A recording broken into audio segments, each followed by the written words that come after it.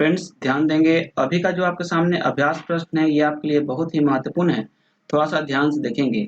ये प्रश्न आपके सामने है, यह स्पष्ट कीजिए कि 1857 का विप्लव किस प्रकार औपनिवेशिक भारत के प्रति ब्रिटिश नीतियों के विकास क्रम में एक महत्वपूर्ण ऐतिहासिक मोड़ है। ये आपको अभी लिखना है, 250 शब्द यहाँ लिखा हुआ है। समय को टाइम मैनेजमेंट बहुत जरूरी है, मैनेज करना याद रखेंगे। मुख्य परीक्षा में आप जब लिखेंगे तो आपके पास समय नहीं बचेगा, इसलिए ये जरूर समझे कि आपको कितने वर्ड में कैसे लिखना है। इसके प्रीवियस वीडियो को आप जब देखेंगे मेरे, तो आपको समझ में बहुत कुछ आ जाएगा कि कैसे लिखा जाता है। ठीक है, आप यहाँ पे देखेंगे कि मैं कैसे यहाँ पे लिखा हूँ, कैसे इंट्रो दिया हूँ। ठीक है, ना कि आप डायरेक्ट अगर लिखने का प्रयत्न करेंगे तो कहीं सामने वाला को अच्छा नहीं लगेगा, इस बात को भी आप ध्यान देंगे। ठीक है, यहाँ देखिए मैं क्या लिखा हूँ। लॉर्ड कैनिंग के गवर्नर जनरल के रूप में शासन करने के दौरान ही 1857 ईस्वी की महान क्रांति हुई। इस क्रांति का आरंभ कब हुआ? 10 मई 1857 को मेरठ में हुआ। ठीक है, और धीरे धीरे ये कानपुर, बरेली, झांसी, दिल्ली, अवध आदि स्थानों में फैल गया। सैन्य विद्रोह के रूप में इस क्रांति का आरंभ हुआ, मगर कालांतर में इसका स्वरूप परिवर्तित होकर ब्रिटिश सत्ता के विरुद्ध एक जनव्यापी विद्रोह के रूप में हो गया, और जिसे भारत का प्रथम स्वतंत्रता संग्राम कहा गया। ठीक है, तो ऐसे आप लिखेंगे या अपने भाषा का प्रयोग करेंगे। एक बार आप जरूर इस चैप्टर को जाकर के अच्छे से पढ़ाई कर लेंगे, एक बार या दो बार पढ़ लेंगे, ताकि आपका यहाँ पे पढ़ते पढ़ते क्या होगा कि प्रीलिम से जुड़े हर तथ्य जो है आपके दिमाग में समा जाएगा। और दूसरा ये होगा कि मेंस के लिए भी आप आंसर राइटिंग प्रैक्टिस कर लेंगे। तो इस बात को आप ध्यान रखेंगे, और मेरे द्वारा जो आपके एपिसोड आने वाले हैं 50 प्रश्न का, उससे आप कभी इग्नोर नहीं करेंगे, क्योंकि ये एपिसोड ही आपका प्रीलिम्स जो है ना वो निकालने के लिए काफी होगा। इस बात को आप ध्यान रखेंगे। 69 बीपीएससी का जो भी छात्र देने वाले जितने भी एस्पिरेंट हैं, इस बात को आप ध्यान रखेंगे कि ये एपिसोड को आपको मिस नहीं करना है, और महीना में जो आपका प्रैक्टिस सेट आएगा उससे आपको कभी इग्नोर नहीं करना है। बस इतना काफी है, इतने प्रश्नों को आप देख लेंगे, जो एपिसोड चलेगा आपका प्रीलिम्स कभी नहीं रुकेगा, इस बात को आप ध्यान रखेंगे। ठीक है, तो आगे बढ़ते हैं। आगे आप थोड़ा ध्यान से देखिएगा। आगे जो है आपका देख रहे हैं, यहाँ पे मैं डायरेक्ट यहाँ पे लिख दिया हूँ क्या, 1857 के विद्रोह के परिणाम स्वरूप औपनिवेशिक भारत के प्रति ब्रिटिश नीतियों के विकास क्रम में महत्वपूर्ण ऐतिहासिक मोड़। अगर यही चीज आप अगर डायरेक्ट लिखते हैं तो कहीं ना कहीं सामने वाला को अच्छा नहीं लगता, इस बात को आप ध्यान देते हैं। ठीक है, अगर आप जल्दबाजी में ऐसा लिखते हैं, समय नहीं रहता तो लिख सकते हैं, लेकिन वहां पे आपका नंबर कटने का जो है चांस बढ़ जाएगा, इस बात को आप ध्यान रखेंगे। ठीक है, देखिए यहाँ पॉइंट में मैं बांटा हूँ, यहाँ पे क्या कंपनी की सत्ता का अंत, अगर एक के में आप खिचड़ी पका लीजिएगा तो आपको याद रखिएगा कि नंबर कटने का ज्यादा चांस रहेगा, इसलिए खिचड़ी नहीं पकाना है।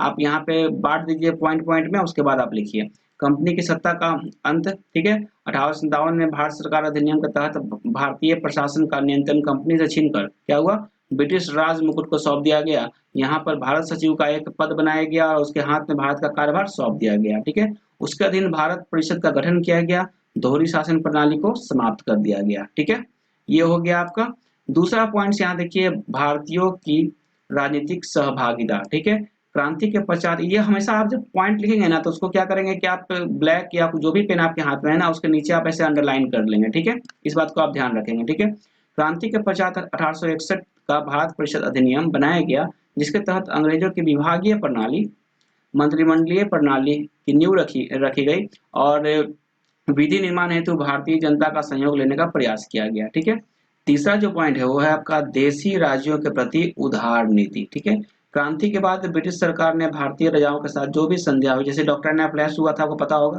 संध्या हॉल इसको समाप्त कर दिया गया। एग्जाम्पल के तौर पर यहाँ पे देखिए डॉक्टर एन फ्लैप्स है, और समाप्त कर उन्हें क्या हुआ, गोद लेने का अधिकार फिर से दे दिया गया। ठीक है, इस प्रकार आप शॉर्ट में लिखेंगे क्योंकि ज्यादा समय आपके पास नहीं रहता है। ठीक है, सामाजिक धार्मिक मुद्दे में हस्तक्षेप कम। ठीक है, इस बात को, ये चौथा पॉइंट है आपका। अंग्रेज ने अब धार्मिक मुद्दे में हस्तक्षेप न करने के साथ साथ सामाजिक धार्मिक सुधार में समर्थन करना शुरू किया। ठीक है, और इसके बाद देखिए अवसंरचना का विकास, भारत में रेलवे और संचार के विकास पर ध्यान दिया गया। इसके माध्यम से अंग्रेजों द्वारा भारत पर आर्थिक, सैन्य और राजनीतिक पकड़ क्या हुआ, मजबूती मिली। ठीक है, तो आगे बढ़ते हैं। उसके बाद का जो बिंदु है, पॉइंट है, उसे ध्यान से देखेंगे। विकेंद्रीकरण की नीति है। 1861 अधिनियम के व्यवस्था के अनुसार बम्बई एवं मद्रास प्रांतों को विधि निर्माण एवं उनमें संशोधन का अधिकार फिर से प्रदान किया गया, एवं वायसराय को प्रांतों में विधान परिषद की स्थापना और लेफ्टिनेंट गवर्नर की नियुक्ति का अधिकार प्राप्त हो गया। ठीक है, उसके बाद का पॉइंट को देखेंगे, हिंदू मुस्लिम विभाजन। ठीक है, 1857 के क्रांति में हिंदू मुस्लिम दोनों वर्गों ने भाग लिया था।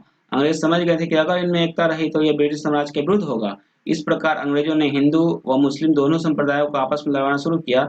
1909 का अधिनियम इसी का परिणाम था, जो संप्रदाय के आधार पर निर्वाचन क्षेत्रों को आरक्षित किया गया। ठीक है, और इसके बाद है अंग्रेजी शिक्षा का प्रसार होने लगा, ठीक है, बहुत तेजी में। अंग्रेजों ने भारत में अंग्रेजी शिक्षा का तेजी से प्रसार किया, जिससे भारतीय उनके संस्कृति को अग्रसर हुए और इसके लिए कॉलेज, स्कूल, विश्वविद्यालय की स्थापना की गई, ठीक है। तो इस प्रकार आप लिखेंगे, ये मैं छोटा सा अंतिम में लिखा हूँ। 1857 क्रांति ने ब्रिटिश नीतियों के उदारवादी परिवर्तन किया, जिससे भारतीयों को लाभ तो हुआ, परंतु अब भारत सीधे तौर पे अंग्रेजों का गुलाम हो गया, ठीक है। तो यहाँ थोड़ा सा और आप बढ़ा चढ़ा कर लिख सकते हैं कंक्लूजन में, लेकिन यहाँ समय को ध्यान रखेंगे और वर्ड को भी ध्यान रखेंगे। शुरू में जो नए छात्र होते हैं उन्हें वर्ड पता नहीं होता है कि कितना में लिखना है, वो एक धारा की तरह बहते चले जाते हैं, ठीक है। लेकिन आने वाले समय में आप कुछ एपिसोड में आपको बताया हूँ कि मेरे द्वारा जो 100 एपिसोड चलाए जाएंगे, इसके बाद आपको सोचना नहीं पड़ेगा और आप याद रखेंगे कि लेखन कला के आप महारथी हो जाएंगे, ठीक है। और फिलहाल मैं चलता हूँ, आप लोग अपना ख्याल रखिए। Have a nice day.